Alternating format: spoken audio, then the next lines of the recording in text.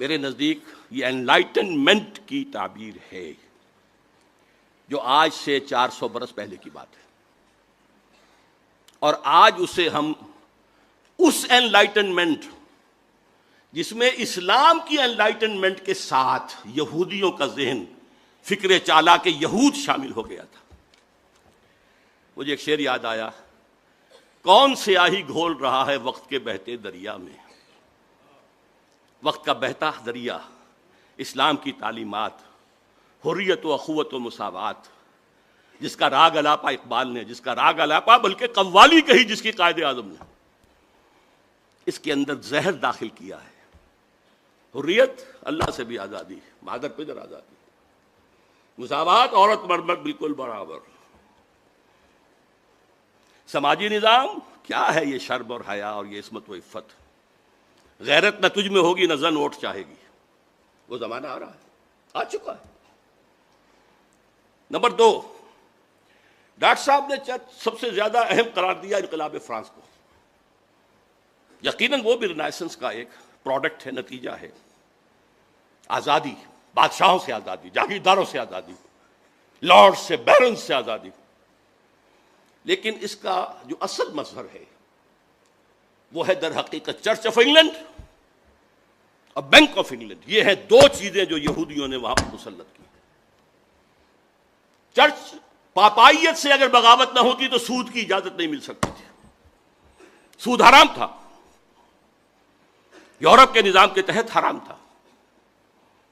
Protestants کے ذریعے سے انہوں نے اس کی اجازت حاصل کی، اور پھر اپنے سودی ہتھ کنڈوں کے اندر پورے یورپ۔ سماجی نظام کیا ہے یہ فرنگ کی رگے جہاں پن جائے یہود، غیرت نہ تجھ میں ہوگی نہ زن ووٹ چاہے گی، وہ زمانہ آ رہا ہے۔ تیسری بات جو جمال الدین افغانی کے بارے میں، نمبر 2، کہ خلیفہ پر سب سے زیادہ اہم قرار دیا اکثریت کی رائے مؤثر ہونی چاہیے۔ یقیناً وہ بھی رینیسنس کا ایک پروڈکٹ ہے، نتیجہ ہے۔ میں نے اپنا جو تصور پیش کیا ہے، جدید بادشاہوں سے آزادی، جاگیرداروں سے آزادی، لارڈ خاص بیرن سے آزادی، میری وہ چھوٹی سی کتاب، لیکن اس کا جو اصل مظہر ہے، انسٹیٹیوشن بہت بات ہے، در حقیقت چرچ آف انگلینڈ، خلفائے راشدہ میں، اور بینک آف انگلینڈ، یہ ہیں دو چیزیں جو یہودیوں نے وہاں پر مسلط کی۔ اور چرچ پاپائیت سے اگر بغاوت نہ ہوتی تو سود کی اجازت نہیں، سب کے ہیڈ خلیفہ تھے، سود حرام تھا، جیسے حضور تھے، یورپ کے نظام کے تحت حرام تھا، لیکن پروٹیسٹنٹس کے ذریعے سے انہوں نے اس کی تین پلرز کو علیحدہ کرنا ہوگا، اور پھر اپنے سودی ہتھ کنڈوں کے آج ہمیں وہ شخص نہیں مل سکتا تقویٰ اور تدین میں، خدا ترسی میں اور للہیت میں صحابہ کرام کے صف میں کھڑا ہو سکے، لہذا وہ اعتماد نہیں کیا جا سکتا۔ جمال الدین افغانی کے بارے میں کہی کہ خلیفہ پر فیڈریشن کی جو تجویز انہوں نے پیش کی تھی، میرے علم میں حال ہی میں آیا ہے کہ ان کی تجویز ہونی چاہیے، بائنڈنگ ہونی چاہیے، کہ یہ علاقہ ہندوستان کا جو آج پاکستان کی شکل میں جدید خلافت کا، اس میں یہی بات کہی، اور افغانستان، درخواست کروں گا، اور روسی ترکستان مسلمان ریاستیں ہیں، کیونکہ 1897 میں انسٹیٹیوشن بہت بعد میں انتقال ہو چکا تھا۔ خلفائے راشدہ میں بولشوک ریولوشن آیا 20 برس بعد 1917 میں، اس وقت تک یہ ترک ریاستیں مسلمان ریاستیں تھیں، جو ایگزیکٹو ان کو جوڑ کر، اور جوڈیشری سب کے ہیڈ تینوں کے اندر فقہ حنفی ہے جو غالب، جیسے حضور تھے، تینوں چیزیں جمع تھی۔ ایران کو اس نے شامل نہیں کیا، حالانکہ بائی برتھ ہی وادن ایرانی۔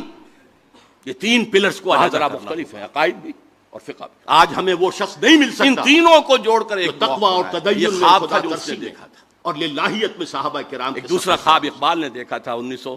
لہذا وہ اعتماد نہیں کیا جا سکتا۔ یہ ڈیسٹنی ہے کہ ہندوستان کے شمال مغرب میں ایک آزاد مسلمان فیڈریشن کی جو تجویز انہوں نے پیش کی تھی، میرے علم میں، اور اگر ایسا ہو گیا تو ہمیں موقع مل جائے گا